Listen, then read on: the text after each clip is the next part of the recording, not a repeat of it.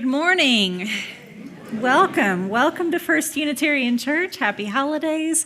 Welcome to those joining us online, including our friends up in Ogden. Hello, Ogden. Glad you're here. And welcome to all. I have a few announcements as we get started. First, this is the time of year when many of us like to give back, and we have opportunities for you to do that. We are, once again, collecting funds to donate to our sibling congregation over in West Valley City, San Esteban, and we'd love for you to donate. There's a little more time where you can do that. You can donate online or ask Stephanie in the office how you can make your contribution. Also, we are cooperating with the Coalition of Religious Communities to collect much-needed items for families in our community. The two requests are diapers and blankets. We have 2 bins, which are stationed outside of Little Chapel through Elliott Hall in the RE building, and you can drop your items there. Just add them to your shopping list this week. Thank you for whatever you're able to contribute. Let me tell you about all the things that are happening in church over the next few weeks. It's a busy time of year. We've got lots going on, and we don't want you to miss any of it. Next Sunday, we will have our intergenerational holiday pageant, 2 services, 9 and 11. This is a no-rehearsal pageant, which means we have no idea what's going to happen. It could be anything. You'll just have to show up and find out. But please bring your children or grandchildren or small people in your life. Bring them because we want them to participate. On the 21st is our solstice celebration. This is an outdoor celebration. We'd love for you to come and walk the labyrinth, use the fire pit, enjoy some wassail, and celebrate the solstice with us. Christmas Eve. Tickets are going fast. They're almost gone for the 5:30 service. There's a few left. We do have plenty of tickets for 7 o'clock, and we'd love for you to come. We're also looking for a couple of ushers for 7 o'clock service. So if that feels like a service that you could provide to your community, please reach out and let me know. The tickets are free. They're free. We're not going to charge you to come to church. But you do have to reserve them. And the way that you reserve them is through the Eventbrite link that is in your Torch email or on the website. And if you can't figure it out, Stephanie will help you. I can't, okay? I don't know how to do it. But Stephanie knows, so she can help you. There is no church service on the 25th. We want you to be at home around the tree with your family and wearing your PJs. So please do that. We won't be here. We will be here on New Year's Day with 1 service at 11 o'clock. So please join us for that. And now, this morning, we are pleased to welcome to the pulpit all 4 of our lay ministers for this year, Kristen Quinn, Nancy Moos, Ruen-chuan Ma, and Beck Miller, as well as Andrea Globokar, who will be delivering a message about why she is a steward of this church. And she is. She really is. For now, we begin our service with the lighting of the chalice. In this season of waiting, we press pause for one moment on the anticipation and let ourselves experience joy in the right now. We remember that joy is present at every moment, no matter how gloomy the skies or how deep the snow. Sweetness is with us, no matter how bitter our circumstances. We do not need to wait for a particular day or season. We need only tune into our senses, see the lights, hear the music, feel the warmth of community, and remember that we were made for joy.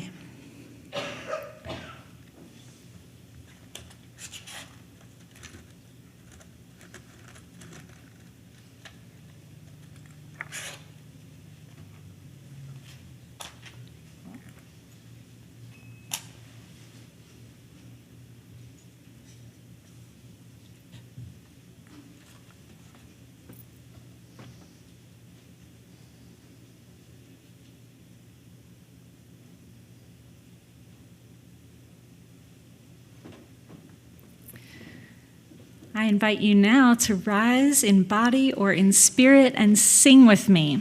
"O come, all ye faithful," 253.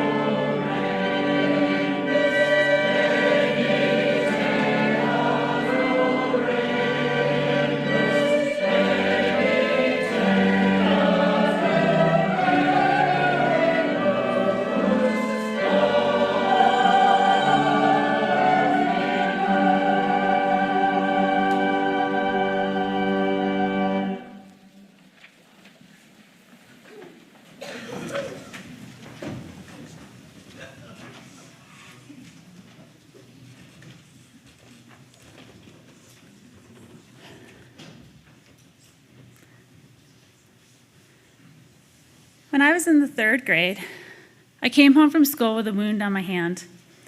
My hand still had blood crusted on it, despite my attempts to wash it. The wound was such that it needed to be washed with my father's favorite cure-all, mercurochrome. You know. When pressed regarding how this wound happened, the stinging from the mercurochrome weakened my defenses, and I spilled. The boy sitting next to me had pinched my skin while threatening me and calling me names for much of the day. It's funny now to think that being called a sissy and a tattletale can have such a profound effect on a person. But in the 3rd grade, it felt very threatening.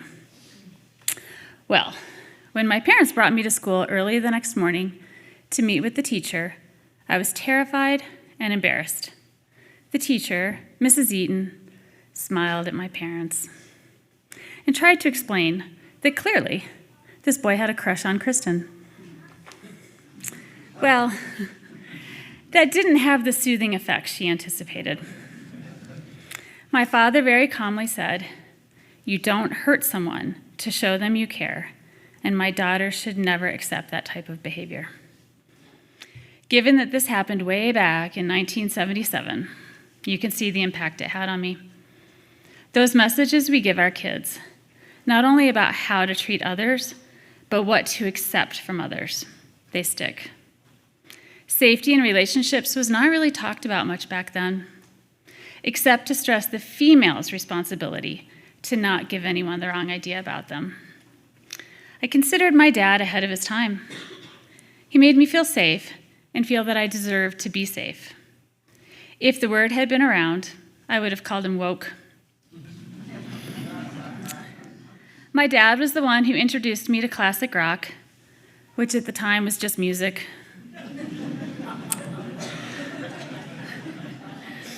We spent many Sunday afternoons listening to Queen, Janis Joplin, The Doors, or Neil Young while admiring the art on the album covers. My dad would tell stories about cooking for these music greats in Boston and New York. He was the one who brokered a peace between my mother and I, allowing her to shed her dream of having a ballerina for a daughter with dignity, while helping me realize my dream of riding horses. My house was the house to have sleepovers in middle school, in no small part because of the huge breakfast my dad would make in the morning. When we moved to Colorado, he was my partner in discovering whitewater rafting and all things mountains. So, when he fell from his pedestal, it felt personal, and it took me by surprise. I remember it as clearly as that time in the 3rd grade. The Clarence Thomas hearings were on the TV when I came home from college for a visit. The first thing I heard my dad say was, "How dare that woman come forward after all these years and expect her story to curtail this man's confirmation? If this had really happened, she should have dealt with it then." He intoned over and over that she was making it up, and that there was a known and safe path she should have taken at the time of the described offense.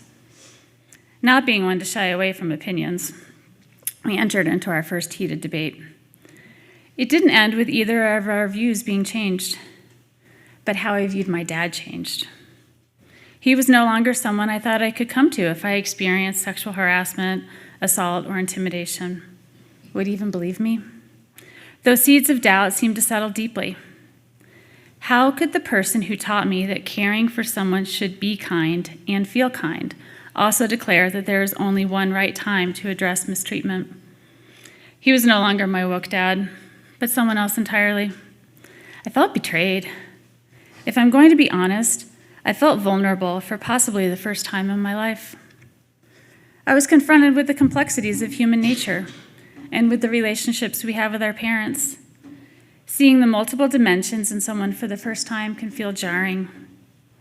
How can I care deeply about someone who, in my view, betrayed me with his beliefs and opinions?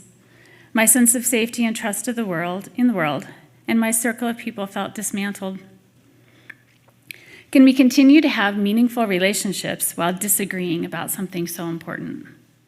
Is there a tolerance continuum? More importantly, can you trust this person to be there when you need them? Over the years, my father and I have had many heated discussions about a woman's right to autonomy over her body, about the reporting of sexual harassment, about the Second Amendment, about the systemic impact of trickle-down economics, and even voting rights. I think we both secretly enjoy the banter when the topic does not feel personal. I don't believe he understands how personal some of those topics are for me. We've also had many more adventures together than I can count, including river trips, concerts, exploring new foods, and traveling to Europe. He is passionate about protecting our national parks, forests, and monuments. His life goal is to visit every one of our national parks. In fact, he is only missing a couple of stamps in his national parks book. I've needed to spend some time balancing these two aspects of my relationship with my dad, like two sides of a coin, accepting people for who they are and choosing to stay in relationship with them comes at a cost. I needed to explore the idea that maybe my relationship with him can exist despite or because of our differences. In other words, can I continue to appreciate all those positive things about him and our relationship while understanding him rather than idealizing him? I have also had to consider that he too has had to examine these same questions about me, that he too is choosing to stay in relationship with me. The bottom line is I do love him. The sad truth is he is not the first or even the 10th person I would go to for support or help in certain situations. I both hate and appreciate that I know this. But knowing this is what allows me to stay in relationship with him. And after all, he is my dad.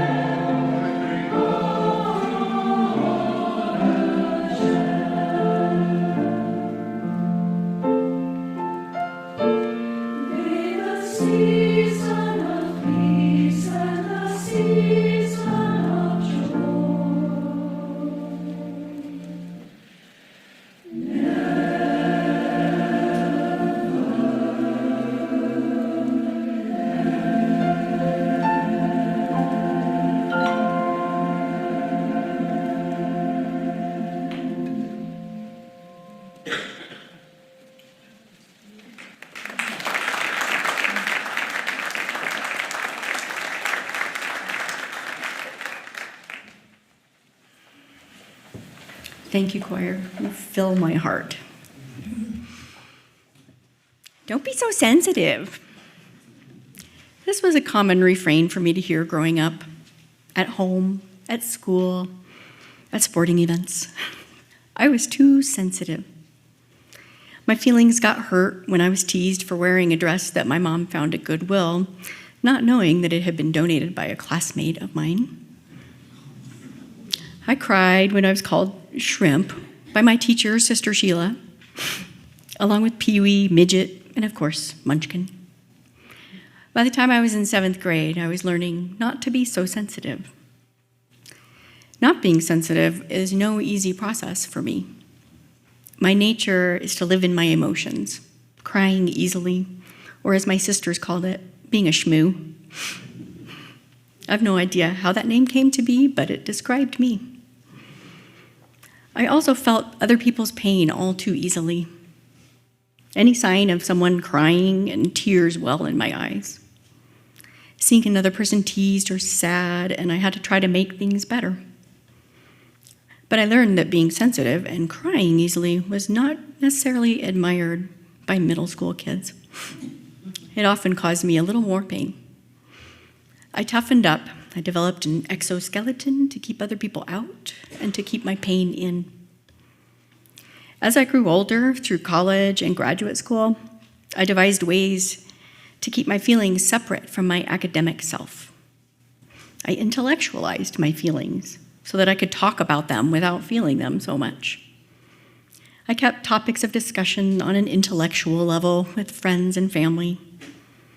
I got pretty good at always seeming in control, despite wherever my emotions were leading me. This separation of the aspects of myself was something I did to stay safe. Whatever memories I had of feeling inadequate, I didn't want them to get in my way. The way others viewed me was very important to me. So important that I often morphed into the person that I thought I was supposed to be in different situations. A good time at a party, a confident mother, a competent professional. While all these roles were a part of me, they weren't the whole me. When I first started attending this church, I seldom spoke because I was so afraid that I couldn't match the intelligent wits of those around me. After all, at the time, I was a stay-at-home mom. I'd given up my career as a marriage and family therapist to raise my kids. This congregation is one highly educated group of people. But is that all we are? I spent years believing that I didn't really fit in. I think maybe other people here have felt or feel the same way. I know how easy it is to hide behind intellectualism in order to avoid being our whole selves, being vulnerable.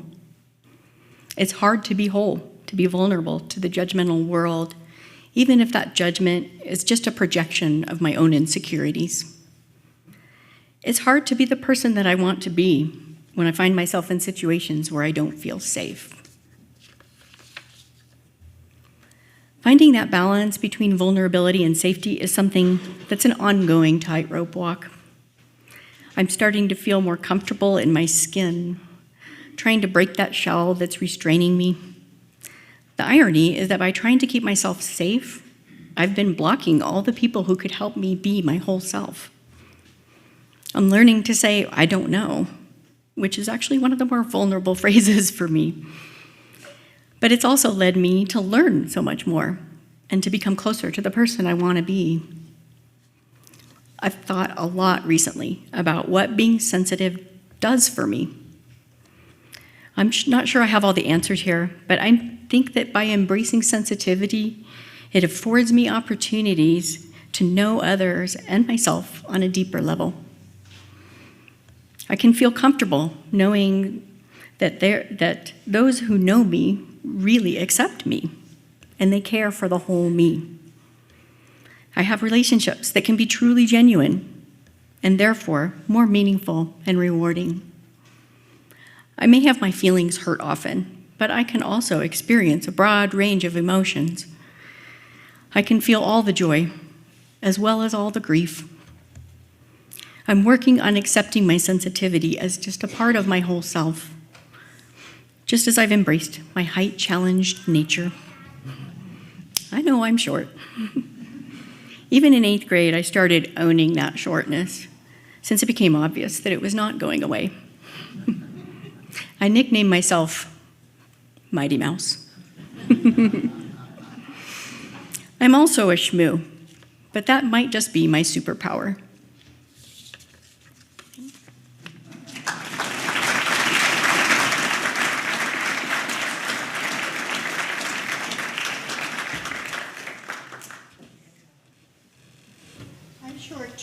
take me a minute to get up here.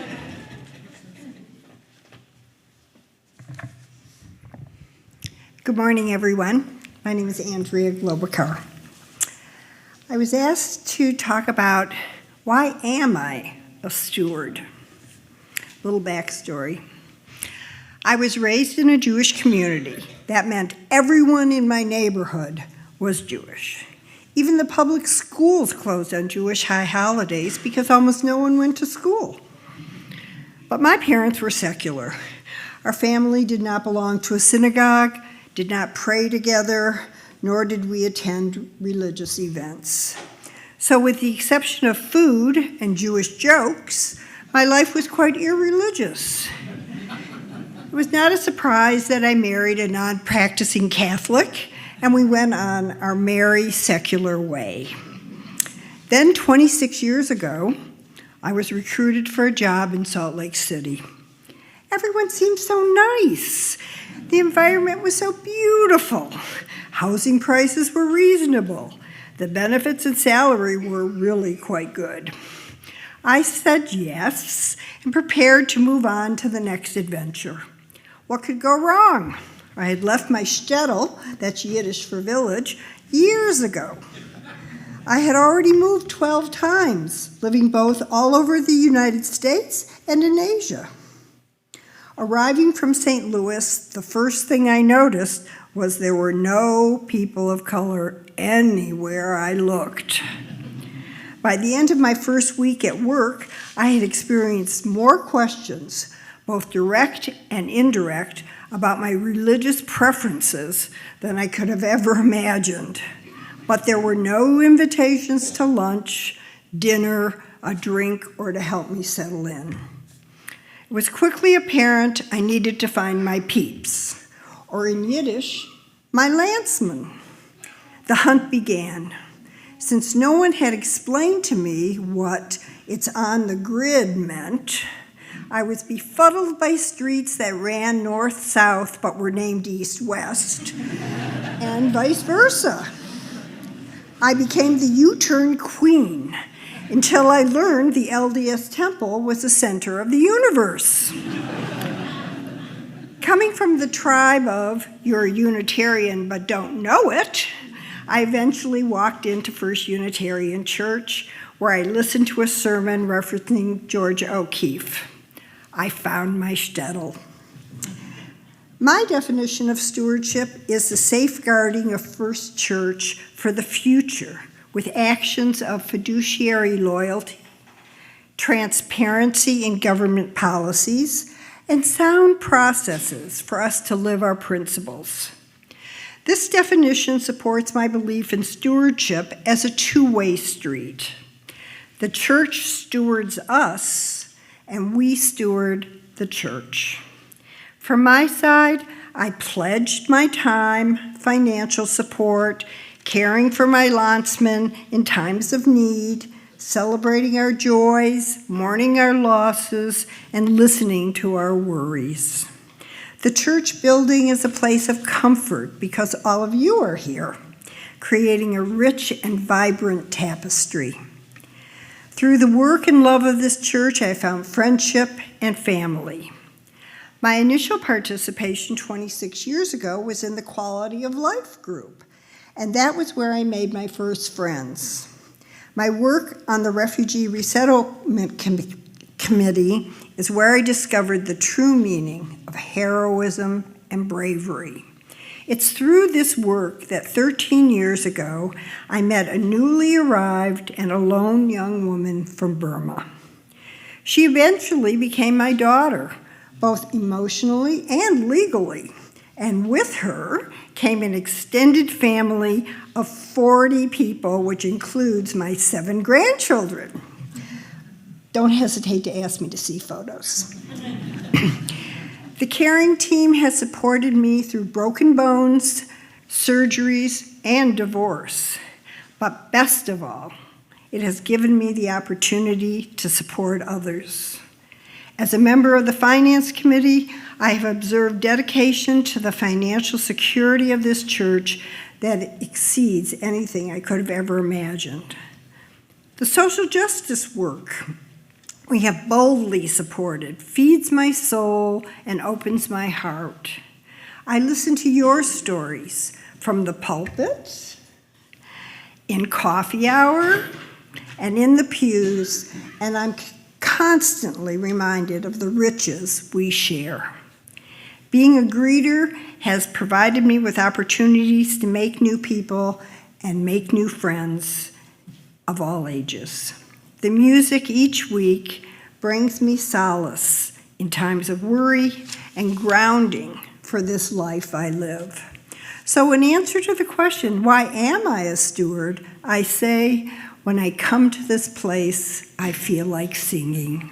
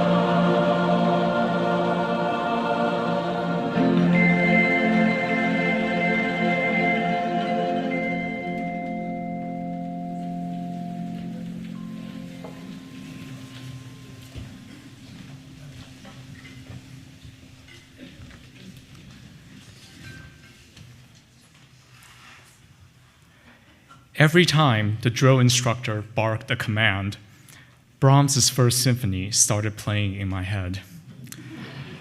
Just days into a 3-week basic training camp, cut off from the outside world and in the unforgiving tropical heat, I was actively hallucinating. My mind drifted back longingly to the last concert I attended in New York City. I summoned the memory of a warm, freeing, and soaring melody as a buffer against the strict, excruciating regimens in the barracks, with rules on how to fold bedding, arrange toiletries, march and drill at the drop of a hat, all designed to maximize obedience. A month prior, I had scrambled to put all my belongings in a storage unit in Upper Manhattan and moved back to Taiwan in order to serve 14 months of mandatory national service. With my doctoral research forced to a halt, cherished friendships put on hold, and pursuits of longtime interests interrupted, I felt I had no choice and became deeply conflicted during basic training. I had a hard time connecting with fellow servicemen and wasn't sure what they would think of my other life studying medieval literature. I struggled to let go of the life that I thought I should be living, that enriched my intellect and spirit. The more I struggled, the more divided and out of alignment I felt. The deeper the wound became. Before long, no memory, no feat of imagination could offer lasting reprieve. After basic training, I was seconded to teach English at a rural elementary school, nestled in the river valley among forests and tea plantations in the foothills of northern Taiwan. The nearest grocery store was a 30-minute bus ride down a winding mountain road. The nearest movie theater was an hour away by train and bus. Still, the prospect of teaching in these serene, beautiful surroundings offered me a beacon, the start of something less dreadful. Having only taught college students before, I knew I would be well out of my element teaching 5th and 6th graders, but I was also determined to give myself a clean slate. With generous advice from colleagues and with much trial and error on my part, I slowly got a handle on teaching with music and song, which made lessons something to look forward to for my students. Together, we went on jolly holidays with Mary Poppins, learned about friendship with Stand By Me, and wondered about longing with Eternal Flame. As the sound of song filled each English class, there was such joy and uplift in seeing the world anew in English. I found myself singing with my students, laughing with them, and smiling more than I ever did, even though I lost control of exuberant sixth graders when we tried the YMCA. My students smiled back, always beaming with radiant energy. They shared their favorite snacks with me on field trips and cheered me up on long days, often with paper cards that they made in class. My mind opened to seeing and connecting with students through joy. My heart rose to let in this joy that once seemed impossible. My spirit felt restored by the sense of community forged with students and colleagues, a community that embraced me with tenderness. Nearly a decade on, the glints of anticipation and joy that I saw in my students' eyes have stayed with me and inspired me to keep teaching anew. That Christmas, I wanted to teach them about a different holiday tradition that they had not known before. So I went out on a limb and planned a lesson on Hanukkah. It was a challenge. I made dreidels out of cardboard so that we could learn a few Hebrew letters and play spin the dreidel with raisins and caramels in class. I explained what a menorah was and what it stood for, the wonder and miracle of hope rekindled and shared across the world. Together, we listened to songs that I first learned from Jewish friends when I myself was in grade school. One for each night, they shed a sweet light to remind us of days long ago. Every holiday season, I think back to this miraculous convergence of illuminations, how the holiday joys of my childhood in New York found renewed meaning in the foothills of northern Taiwan, how a beacon became a sweet light and an eternal flame. It was far from comfortable to sit with the anguish of feeling out of joint and divided that I had felt in basic training. But when I learned to lean into vulnerability, a difficult, delicate labor, what once felt vulnerable transformed itself into instances of unexpected joy, fulfillment, and much more. Reflections from my year teaching grade school eventually became the core of a statement of teaching philosophy that got me my current job and brought me to Utah.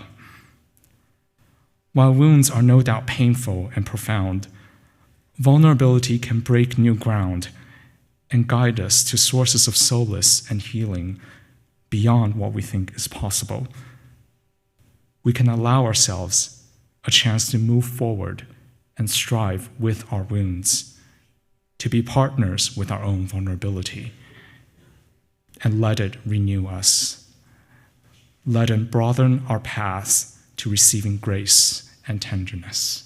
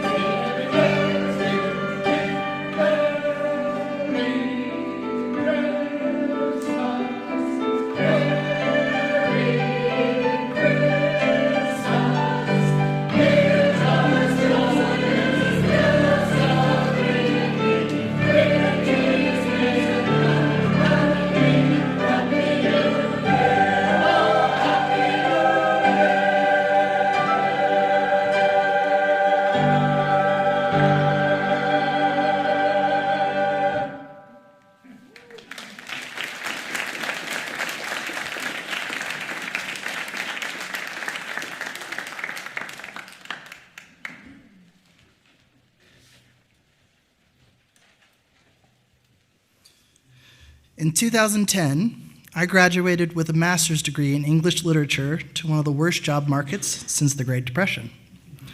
I saw friends losing houses and businesses, and my prospects were so bleak, I decided against my better judgment to continue working for the LDS Church as a secretary. This was still in the days when they required women to wear dresses and nylons to work. I hope you can enjoy that mental visual. Merry Trans Christmas.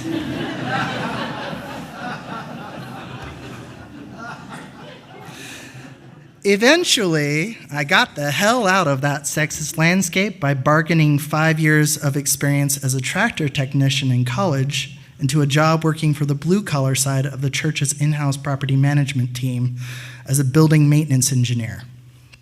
It wasn't my dream job, but the pay was good and it allowed me to quietly transition. Unfortunately, the biggest downside of the job was the hours I kept. I remained on call effectively for 7 years straight as I maintained the HVAC, electrical, and plumbing of commercial skyrises worth tens of millions of dollars.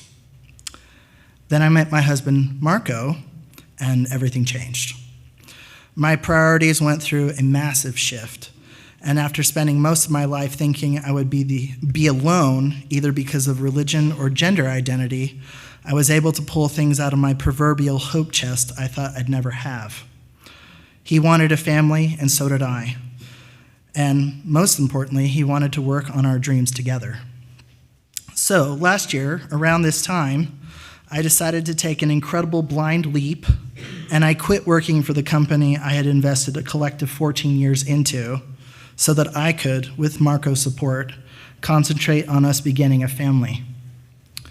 My first move in early 2022 was dusting off my 2 English degrees and becoming wildly underemployed as a part-time Granite School district librarian, while I spent a few months getting our little West Valley condo in the hood and us ready for fostering. We took classes, I built countless shelves, and I installed new locks on every door and cabinet in the house. We are now in the thick of it, and it is very humbling. For starters, I went from a high-paying, high-stress job to a very low-paying, sometimes intensely boring job. Secondly, and more importantly, we began participating in an at-risk team adoption program where we work with a child who has been profoundly abused by life and others. And it is so much harder than I could have ever imagined. So much harder. We're roughly 5 months into a 6-month minimum mentorship, which consists of driving down from West Valley to Eagle Mountain twice a week at our own expense to take a sometimes very surly and very hurt teenager out to supper in hopes that we can build a solid enough connection that they will voluntarily agree to being fostered and eventually adopted by us through this program. It takes us sometimes up to an hour and 20 minutes one way in rush hour traffic. I hate Redwood Road. Hate it. To be met with one word or completely non-communicative interaction for suppers with a kiddo where he always seems to manage to find the most expensive thing on the menu. And then, without so much as a thank you, we drive him home to the latest of many foster placements, wondering what the hell we're doing and if we're making any actual difference. A couple of times we've thought of quitting. We nearly did because we thought there might be a chance another family might be a better fit. Even now, due to logistics and the teenager's personal wishes, we are holding a space for a kid that might never be ours. I imagine the question most people might have are, why are you doing this? Because we're a little crazy. What is the point if it's so expensive, stressful, thankless, and there's no guarantee? I draw my answer from my own experience of grace. I come from a family situation where there was incredible violence, poverty, and religious control. Trauma was a constant companion of my teenage years. If it hadn't been for a small handful of people holding a metaphorical door open for me, I feel certain I would be in a similar position to this child, failing high school and flirting with the real possibility of eventual homelessness. There, but for incredible grace, go I. And for this reason, both Marco and I feel compelled to extend as much of that grace as we can possibly stand to this child. It is not easy, and even despite all of our efforts, we might still fail. And yet we go on. We show up because this is what the dogged pursuit of wholeness and hope looks like to us. This is the risk of really living life and having genuine skin in the game. It is believing that even though we must endure these proverbial dark and cold hours, that light, warmth, and life will return just as the seasons do every year. It is making space for grace to work through us and nurturing the love to the point that it can be shared. It's a high-stakes game. It's a really high-stakes game. And any parent can relate to it. And in a larger sense, every person eager to make connection with another risks this. My deepest prayers and hopes for myself and for every person in this room are that we all find access to this grace. In this, the darkest and coldest season of the year, that we take the risk necessary to make connection, love, understanding, and deep peace a possibility in each of our lives. Amen.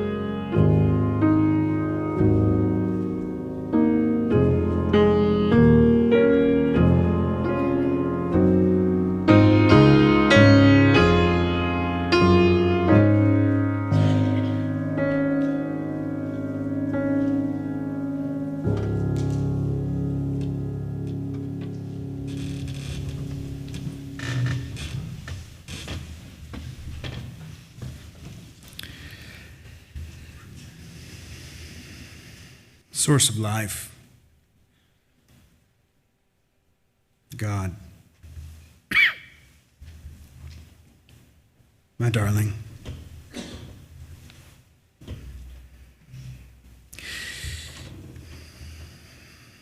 as we take these lessons of vulnerability,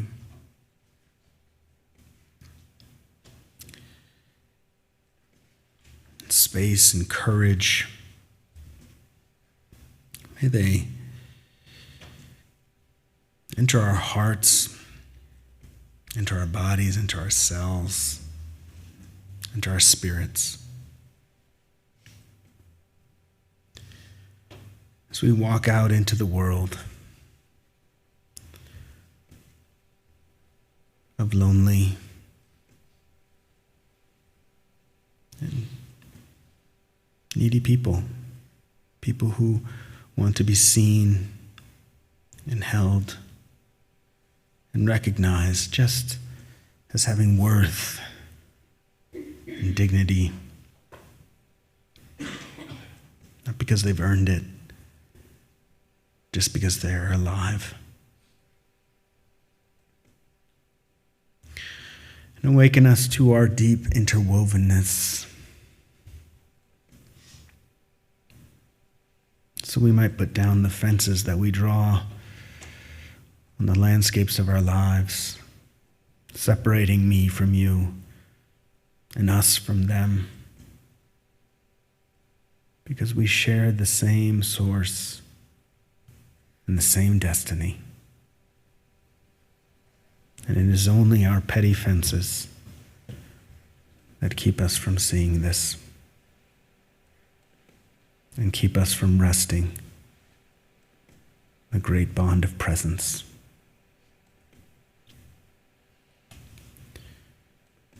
And fill us with grace so that we might love more this season than we might have thought possible. To open ourselves more, to allow ourselves to be vulnerable, so that we might give courage to others who are hiding and not sure that they can show their own vulnerability. May we model for them a life that's possible. Amen. Go in peace.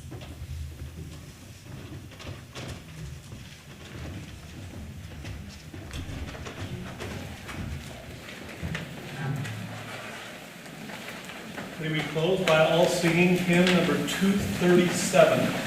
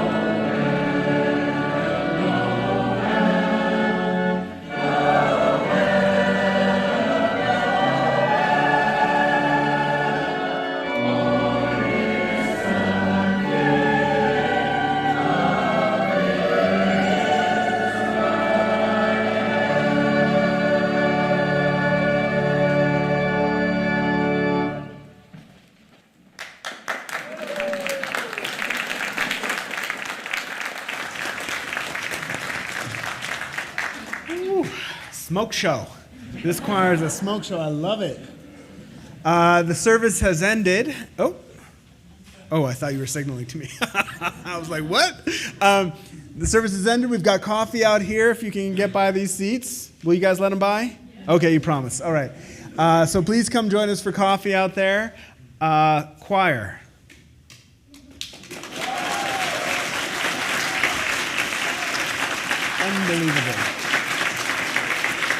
Unbelievable. So good. Lay ministers.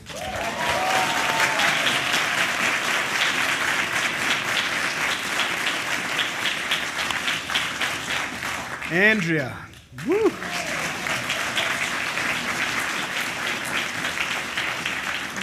David, Tristan, Monica, everyone online.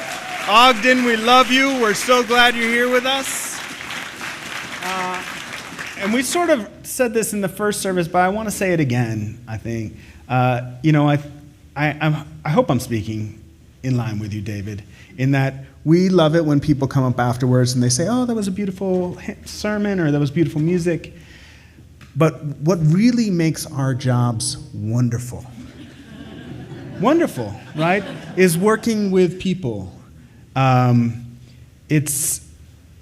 We become better people working with you, and it's such a gift to be able to do that. And so thank you for taking your time, taking time out of your lives to allow us to have that as part of our lives. So thank you so much. It's really a treat and a joy.